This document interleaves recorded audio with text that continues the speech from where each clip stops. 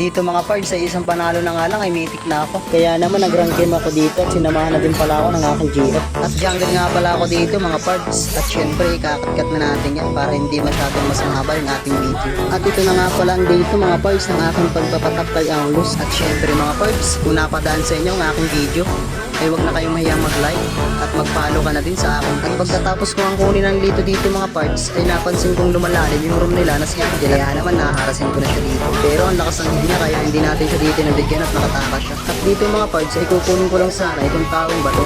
Ang kaya lang ay nagpa-farm para dito si Tamus. At nakakuha na din pala siya ng kanyang blue buff at red buff. Kaya naman medyo naging lugi ako dito sa pagbaba. Ako na sana makakapatay sa core ng kalaban kaya lang tinis ko sa akin ng kakampi.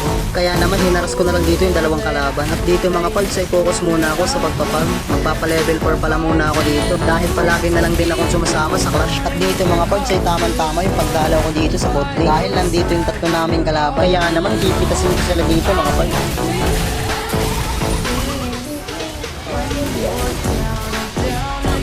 At pagkatapos ko nga maka-double kill mga parts ay nagrekta na ako dito sa first turtle. At hanggang dito na lang din ako mga parts mag-voice over.